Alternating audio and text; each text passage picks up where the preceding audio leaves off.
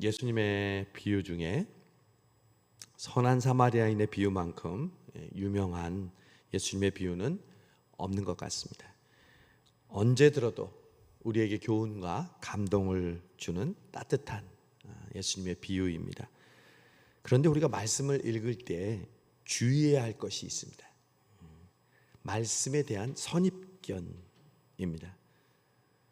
결론을 나름대로 미리 정하는 것입니다. 오늘 비유의 제목만 봐도 그렇습니다. 우리는 오늘 읽은 예수님의 비유를 뭐라고 제목을 짓냐면 선한 사마리아인의 비유라고 읽습니다. 그러나 성경 어디에 봐도 사마리아인이 선하다는 말은 나오지를 않습니다. 실제로 여러분의 성경책을 보아도 자비를 베푼 사마리아인입니다. 누가복음 15장에 잃어버린 것을 찾는 마지막 비유도 마찬가지입니다. 원래 예수님은 마지막 비유를 두 아들을 비유로 말씀하셨다고 했습니다. 그런데 우리는 제목을 미리 정합니다. 돌아온 탕자. 그리고 둘째 아들만 주목하고 감동을 받습니다. 오히려 첫째 아들의 모습이 종교 지도자와 바리새인의 모습임을 예수님은 이야기하려고 하셨습니다. 그래서 우리가 성경을 읽고 묵상하면서 또 우리가 가지고 있는 선입견이 진짜 말씀의 본질을 이해하는데 방해가 될 때가 있습니다. 우리가 오늘 읽은 사마리아의 비유를 우리는 얼른 이렇게 선입견을 가지고 생각할 수 있습니다. 이 이야기에서 강도 만난 사람은 우리 자신이고 제사장과 레위인은 교회 잘 다니는 사람, 그리고 여관은 교회. 그래서 우리는 사마리아 사람처럼 사랑을 실천하며 살아야 합니다. 끝. 이렇게 따지면 오늘 설교는 더 이상 말씀드릴 것이 없습니다. 다 아는 건데요. 특별한 게 뭐가 있겠습니까? 그런데 오늘 말씀은 예수님의 질문을 조금 더 깊이 생각해 본다면 우리에게 새로운 깨달음을 줍니다. 사실 오늘 사마리아인의 비유는 여러 가지 질문과 질문 사이에 있는 이야기입니다. 마치 샌드위치와도 같습니다. 사마리아인의 비유를 그래서 제대로 이해하려면 전후의 상황을 알아야만 제대로 이해할 수 있습니다. 예수님이 왜 이 비유를 말씀하셨을까요? 오늘 비유를 그냥 일반 사람들에게 들으라고 하신 말씀이 아니었습니다. 혹은 항상 따라다니는 제자들을 불러놓고 이 비유를 말씀하신 게 아니었습니다. 어떤 율법사가 예수님께 다가옴으로 이야기와 대화가 시작됩니다. 오늘 25절을 보면 어떤 율법사가 일어나 예수를 시험하여 이르되, 오늘 사실 예수님과 함께 등장하는 주인공은 바로 이 율법사입니다.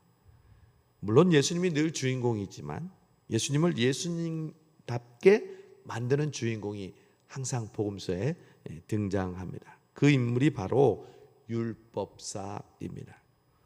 오늘 예수님이 누가 강도 만난 자의 이웃이 되겠느냐라고 질문한 대상이 율법사였다는 것을 우리가 모르고 지나칠 때가 많습니다. 그러나 오늘 이 율법사를 떼어놓고는 예수님의 비유와 질문을 이해할 수가 없습니다. 예수님의 질문과 비유를 이해하는 중요한 열쇠는 바로 우리가 율법사가 되는 것입니다. 율법사의 입장에서 이 질문을 듣는 것입니다. 오늘은 저와 여러분이 율법사입니다. 그러면 율법사란 무엇일까요? 누구일까요? 쉽게 얘기해서 율법의 전문가를 의미합니다. 바벨론 포로 이후에 이스라엘 백성들은 온 세계에 흩어져 있었습니다. 그걸 디아스포라 유대인이라고 얘기하죠. 흩어져 있는 곳에서도 유대인들은 마땅히 안식일과 예배를 지켜야 했죠. 그런데 예루살렘이 없으니, 예루살렘 성전이 없으니 예배할 곳이 없었습니다. 그래서 나름대로 흩어진 곳에서 율법을 배우고 그 유대의 예배를 드리기 위해서 회당이라는 것을 짓습니다. 그 예수님 시대에 회당에 들어가셨다는 말이 바로 포로 이후 시대에 생겼던 전통, 회당, 시나고그에 모여서 예배드리는 전통이 있었기 때문입니다. 이 회당에는요, 율법의 전문 교육을 받고 임직을 받은 유대교 학자들이 말씀을 전했습니다. 그 사람들이 바로 율법사였습니다. 대표적인 사람이 성경에 나오는 학사 에스라였습니다. 에스라가 바로 이 율법사입니다. 그런데 신약 성경에는 이 율법사와 함께 동의어가 나옵니다. 그걸 바로 서기관이라고 말합니다.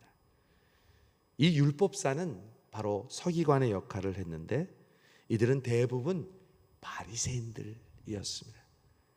즉 평민들을 대표하는 지도자로서 이들은 율법을 통달할 뿐만 아니라 그 율법 아래에 더 구체적인 율법 세부 조항을 만들어서 백성들에게 율법을 더 철저히 지키게 했습니다. 예를 들면 안식일에 하지 말아야 될 수많은 조항을 만들어서 그것으로 백성들에게 안식일을 더 자세히 지키게 했죠. 이 율법사, 서기관, 바리새인은요 정말 대단한 사람들입니다. 우리가 그냥 선입견을 가지고 예수님께 책망받았던 사람 이렇게 단정지어서는 안 됩니다. 그들은요 율법을 통째로 외우는 사람들이었습니다. 성경 66권을 다 외운다면 대단한 사람이잖아요. 바로 그 당시의 구약 성경을 다 외우고 있는 사람이 율법사요 바리새인이었습니다. 이런 율법에 정통하였던 전문가인 율법사가 예수님에게 왜 찾아왔을까요? 예수님께 질문합니다. 선생님, 내가 무엇을 하여야 영생을 얻겠습니까? 여러분 얼마나 고상한 질문입니까? 얼마나 영적인 질문입니까? 교회 와서 내가 어떻게 하면 잘 먹고 잘 살 수 있을까요? 어떻게 하면 내 병이 낫고 내 자녀가 잘 될 수 있을까요? 이렇게 질문하는 것이 아니라 어떻게 하면 내가 영생을 얻으리까? 그러나 성경은 이 질문이 궁금해서 묻는 질문이 아니라 의도된 계획된 질문이었다고 말합니다. 마치 예수님에게 가이사에게 세금을 바쳐야 합니까? 바치지 말아야 합니까? 예수님을 시험하기 위해 했던 질문처럼 이 질문은 의도된 질문이었다는 거죠. 율법에 정통한 율법사가 영생을 얻는 방법을 모를 리가 없습니다. 그리고 예수님도 이 질문의 정답은 누구보다도 잘 알고 있습니다. 그런데 왜 이 질문을 했다고요? 예수님을 시험하려고요. 걸고 넘어지려고요. 예수님이 율법사의 질문으로 이렇게 답합니다. 영생을 어떻게 얻을까요? 그랬더니 야, 율법에는 뭐라고 써있디? 라고 묻습니다. 네가 율법사잖아. 그랬더니 기다렸다는 듯이 대답합니다. 율법에는 말이죠, 내 마음을 다하고 목숨을 다하고 힘을 다하며 뜻을 다하여 주 너희 하나님을 사랑하고 내 이웃을 내 몸과 같이 사랑하라고 했습니다. 신명기에 나오는 유명한 구절이죠. 쉐마라고도 합니다. 성경의 요약이기도 합니다. 유대인들은 아이들에게 어려서부터 이 쉐마의 말씀을 가르치고 외우게 합니다. 그랬더니 예수님이 율법사의 대답을 듣고 이렇게 말씀하십니다. 맞다. 네 말이 맞다. 그 말대로 행하라. 그러면 영생을 얻을 거야. 여러분, 여기서 만약 이야기가 끝나면 너무 싱겁잖아요. 율법사가 이 대답 들으려고 예수님에게 다가와서 질문한 것 아니잖아요. 이제 율법사가 예수님을 걸고 넘어지려고 했던, 시험하려고 했던 준비된 질문을 합니다. 처음 질문은 그냥 분위기를 띄우는 질문이었습니다.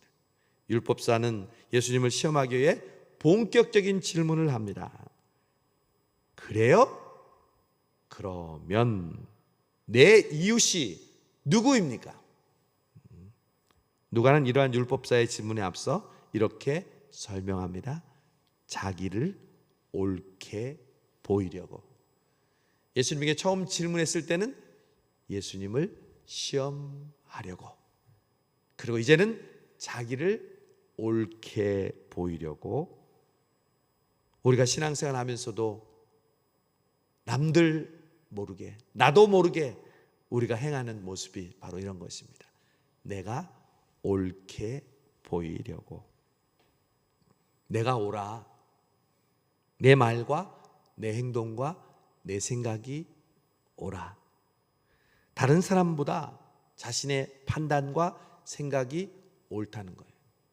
우리의 신앙뿐만 아니라 우리의 살아가는 삶의 모든 환경 속에서도 늘 우리는 착각합니다. 내 판단, 내 생각, 내 경험에 따라서 이것이 옳아 하는 우리에게 마음이 있습니다. 이 율법사는 예수님 앞에서, 그리고 지금 주변에 있는 많은 사람들 앞에서 자신이 얼마나 율법을 철저하게 잘 지키고 있는지를 드러내고 싶었습니다. 그래서 이렇게 묻습니다. 그러면 누가 나의 이웃입니까? 그런데 여러분, 질문합니다. 왜 이 질문이 자기를 옳게 보이려고 하는 질문입니까? 누가 나의 이웃입니까? 라고 묻은 것이 왜 자기를 높이는 질문이 될까요? 이 질문은 바로 이런 의미이기 때문입니다. 자신은 아까 말했던 그 신명기에 쉐마에 나오는 말씀으로 하나님을 사랑하는 데는 문제가 없다는 겁니다. 하나님을 사랑하는 데는 추호도 부족함이 없다는 거죠. 율법을 그렇게 철저히 지키는데요, 자기와 같은 바리새인들의 트레이드 마크인데요, 마치 이것은 예수님께 질문했던 부자 청년의 대답과도 똑같았습니다. 부자 청년도 예수님에게 어떻게 하면 영생을 얻을까 질문했었죠. 그러자 예수님은 쉐마를 말씀하시자 부자 청년 왈, 저는 어려서부터 이 모든 것을 잘 지켜왔습니다. 얼마나 자신이 있습니까? 오늘 율법사도 마찬가지입니다. 쉐마의 말씀, 하나님의 사랑에는 자신이 있다는 겁니다. 이래봐도 율법사인데 그것만큼은 남보다 더 잘하면 잘했지 못하는 게 없다는 거죠.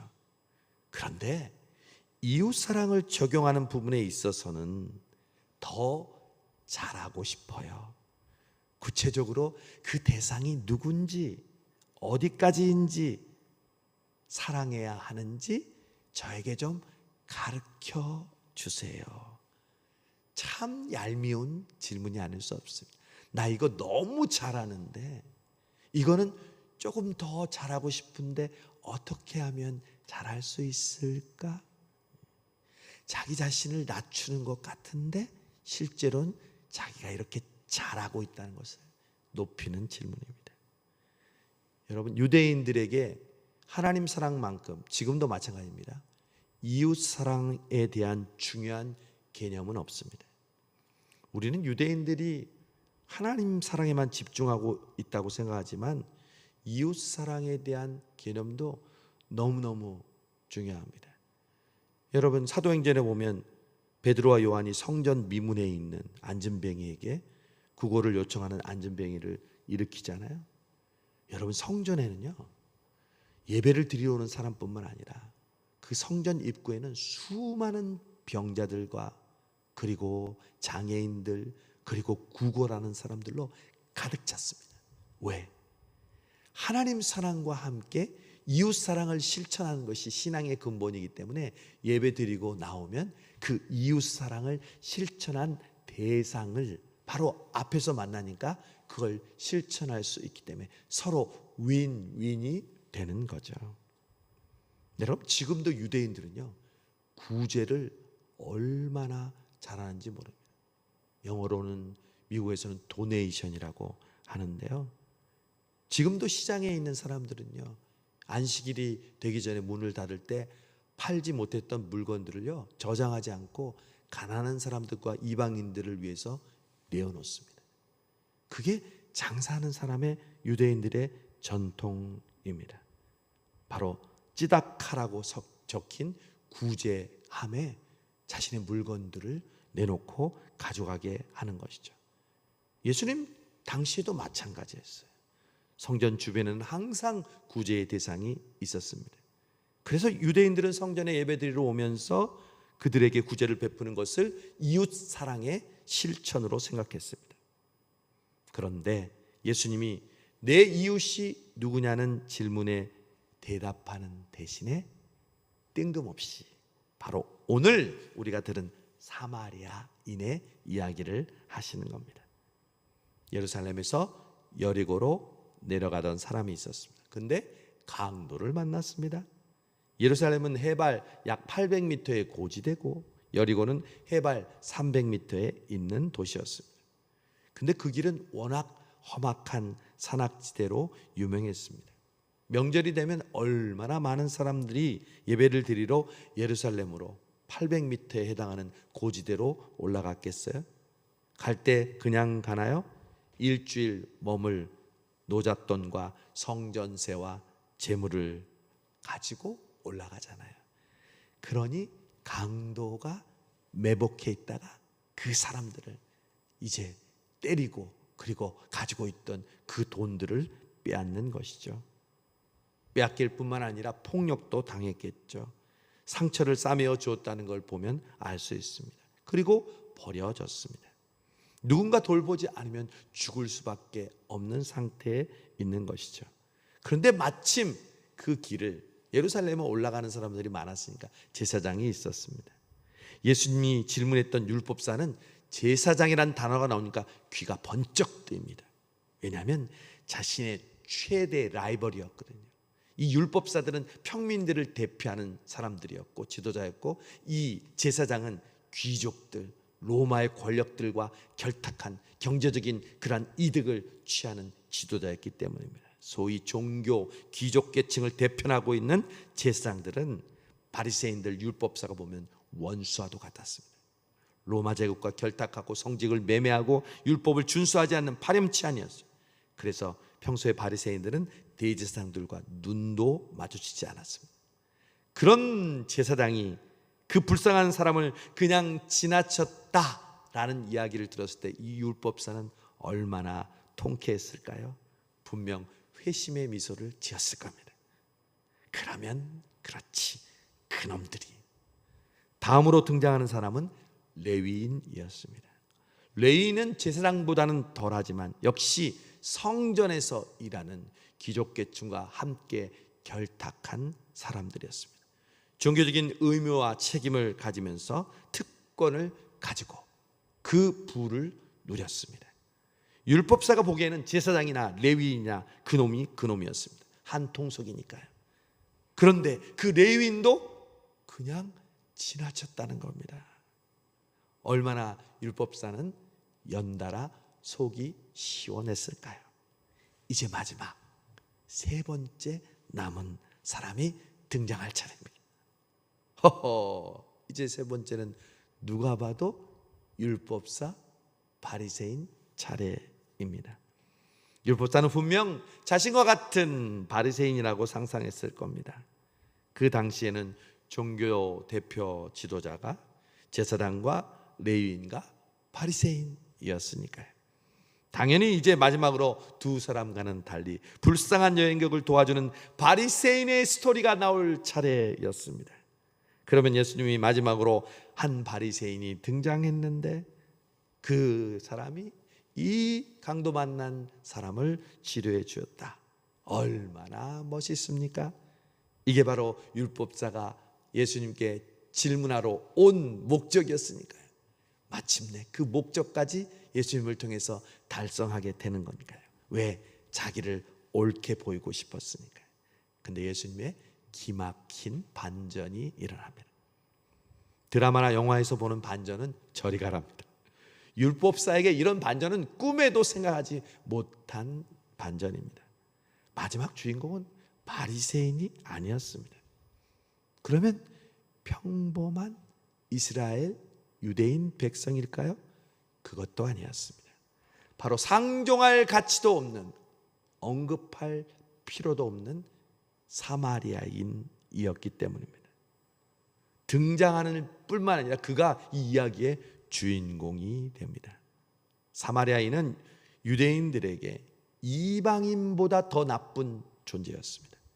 사마리아인들은 더러운 혼혈민족으로 이스라엘이 먼 타향에서 포로로 끌려가 있는 동안 팔레스타인 지방에 있으면서 이방 민족 아수르와 통혼했던 유대인들의 후손이기 때문입니다. 하필이면 선한 이웃의 역할을 하고 있는 사람이 사마리아인이라뇨.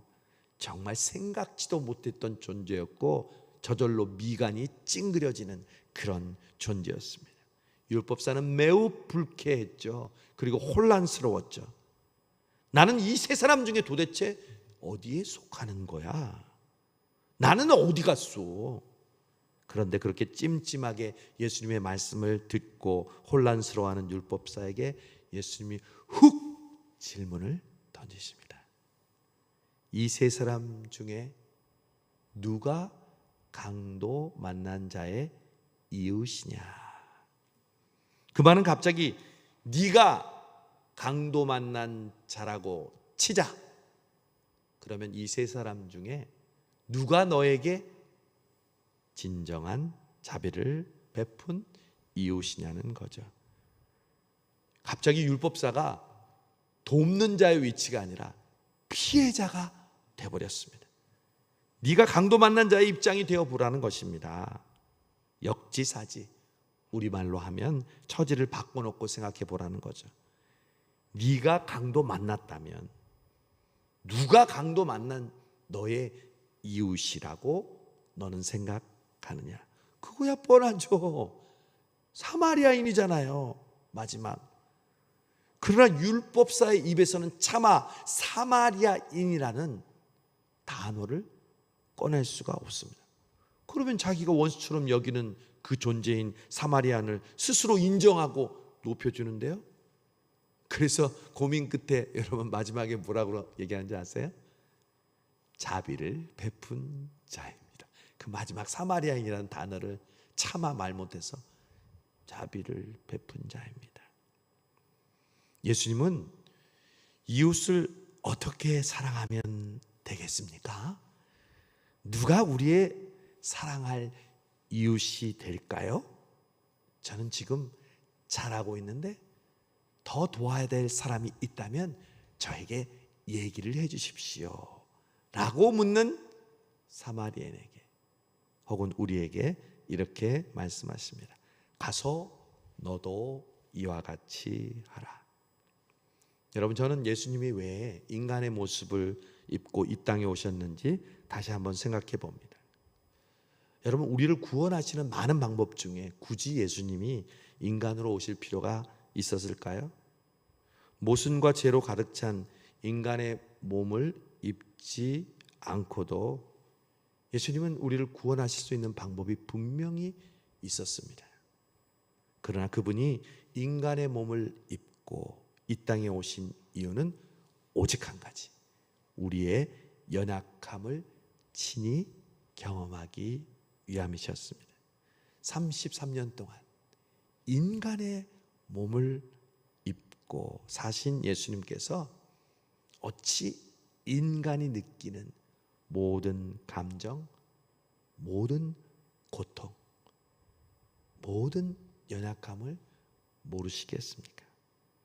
배고픔, 졸림, 피곤함, 장남의 의무, 어머니를 모시는 책임감, 외로움, 배신, 슬픔. 예수님도 3번이나 우셨다고 성경 말하잖아요. 그런 예수님이 우리에게 오셔서 하시는 말씀은 듣기 좋으라고 하시는 사탕발림의 소리가 아닙니다. 우리에게 너 요즘 힘들지? 너 요즘 아프지? 너 요즘 외롭지? 우리에게 말씀하시는 그 예수님은 수많은 사람들이 예수님을 따랐지만 머리둘 곳이 없었던 친히 외로움과 아픔과 그 고통을 경험하신 분이 우리에게 묻는 질문입니다. 예수님은 실제로 40일 동안 굶어 보셨고 너무 바빠서 주무실 시간 그리고 일할 식사할 시간도 없으셨던 그런 주님이셨습니다. 저도 이제 미국에 다녀와서 시차를 적응하는 게 너무 힘들더라고요. 지난 주간 월요일, 화요일은 그러니까 밤이 됐는데도 잠이 안 오는 거예요. 그래서 새벽 1시에 성수 감자탕에 가서 월요일, 화요일은 감자탕을 먹고 왔습니다. 그런데요, 지난 목요일, 금요일 우리 부목사님들 서울로에 계속교육 수련회가 있었거든요. 제가 팀장을 맡아서 필그림 하우스에서 진행하는데 거기서는 중간에 눈을 붙일 수가 없잖아요. 아침부터 저녁까지 강사들이 계속 오죠. 또 프로그램 진행해야 되죠. 그래서 오전부터 밤늦게까지 그냥 한숨도 못 자고 프로그램을 진행하다 보니까 시차가 금방 딱 적응이 됐어요. 밤 되니까 그냥 쓰러져서 자게 됐어요. 예수님도요, 피곤함이 뭔지를 아시는 분이었어요. 배고픔과 외로움과 배신이나 이 모든 것이 예수님이 직접 체험하셔서 아신 거예요. 그래서 예수님이 물으시는 질문은 예수님이 직접 그 마음을 아시기 때문에 우리에게 질문하는 거예요. 여러분, 특별한 무슨 응답이나 하늘에서 떨어지지 않아도요, 그 모든 것을 아시는 예수님이 우리에게 그렇게 물어보시기만 해도 우리의 문제는 해결돼요. 너 힘들지? 내가 알아. 그러면 끝이에요. 예수님은 우리의 모든 경험을 알고 계십니다. 그들의 입장에서 그분은 우리에게 사랑을 베푸신 분입니다. 여러분, 고난은요, 극복해야만 다른 사람에게 본이 되는 게 아닙니다. 그냥 고난을 겪는 자체도 다른 사람에게 힘이 될 수가 있습니다. 우리는 간증에 대한 선입견이 있습니다. 간증은 특별하게 남들보다 성공한 사람, 그리고 보란듯이 놀라운 결과를 이룬 사람만이 하는 거라는 생각입니다. 아니요. 물론 간증은 그런 사람도 하지만 아직 응답을 받지 못했습니다. 그렇지만 나는 주님을 신뢰합니다. 주님을 의지합니다. 여전히 고통 가운데 있어요. 이런 사람들도 훌륭한 간증자가 될 수 있습니다. 그 간증자의 대표가 누구예요? 다윗이었잖아요. 다윗은 시편 42편에서 예전에 자기가 성전 중심에 열심히 신앙생활을 했던 것을 기억하고는요, 마음이 아팠다고 했습니다. 왜 과거의 신앙을 떠올리면서 행복하지 않고 마음이 아팠을까요? 현재 자신이 당하고 있는 고난으로 인해 많은 사람들이 야, 너희 하나님이 지금 어디 있느냐라고 조롱하고 있기 때문입니다. 그때 다윗이요, 이렇게 고백합니다. 내 영혼아, 내가 어찌하여 낭망하나요? 어찌하여 내 속에서 불안하여 하는고? 너는 하나님을 바라라. 나는 구원의 하나님을 찬송할지로다. 다윗은 낙심하지 않을 것 같고 불안하지 않을 것 같은데 다윗도 낙심하고 불안해하는 것을 보면서, 그러나 그 가운데 그 영혼에게 오히려 찬송과 감사를 명령하는 것을 보고 우리와 똑같은 성정을 가진 사람이라는 것을 알게 됩니다. 여러분, 여러분이 지금 저라고 생각해 보세요. 김정한 목사라고 생각해 보세요. 누가 김정한 목사의 이웃일까요? 목사님, 나는 목사 절대로 안 해요. 그렇게 생각하지 마시고, 내가 담임 목사라면 누가 진정한 성도가 될 수 있을까? 두 자녀의 아버지이고 한 아내의 남편이라면 나에게 뭐가 가장 필요할 것 같습니까? 그게 목사님의 기도 제목이 뭐냐고 물어보는 것보다 더 실제적입니다. 지금 아이를 키우고 있는 부모, 젊은 부부라면 누가 이웃이 될 수 있을까요? 우리 김 집사님도 얼마 전 무릎 수술을 하셨지만 수술을 하고 있는, 앞두고 있는 사람에게 누가 진정한 이웃이 될 수 있을까요? 여러분, 지금 성수동 교회에 나온 지 얼마 되지 않은 사람이라면 누가 그의 진정한 이웃이 될 수 있을까요? 여러분도 그런 시절을 겪었잖아요. 우리가 지금 만나고 보는 사람에게 이웃이 되지 못하면서 어떻게 불신자들에게 이웃이 될 수 있겠습니까? 성수동 교회는 그런 이웃이 필요합니다. 예수님은 성수동 교회 일부 예배 나온 여러분에게 물으십니다. 사랑하는 아들아, 사랑하는 딸아, 누가 그런 어려운 사람의 이웃이 될 수 있겠니? 우리 성수동 교회는 그렇게 성도가 막 많은 교회는 아닙니다. 그러나 우리 주변에 우리가 도와주고 우리가 사마리아인처럼 돌보아야 주고 기도해 줄 이웃들이 많이 있습니다. 이제 6월이 지나고 7월이 시작됩니다.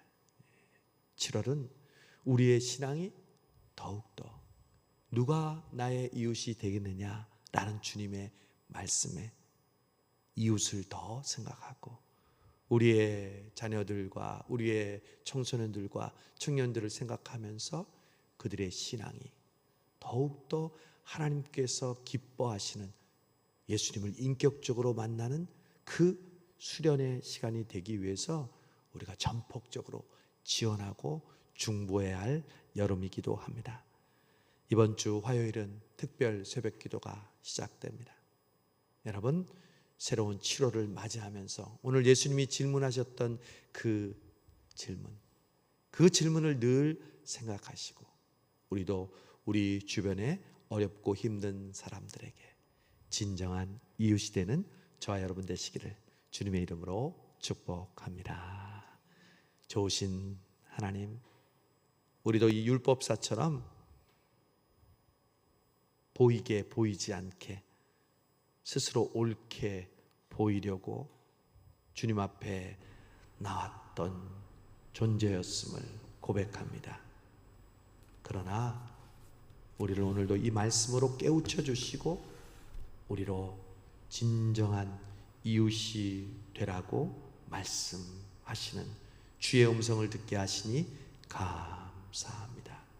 가만히 눈을 감고 생각해 볼 때 나보다 어렵고 혹은 나처럼 내가 힘들었던 그 경험을 하고 있는 이웃들에게 주님의 위로와 평강을 전하는, 자비를 베푸는 사마리아인으로 살아가는 이번 한 주간, 이번 여름 되게 하여 주옵소서. 예수님의 이름으로 감사하며 기도하옵나이다. 아멘.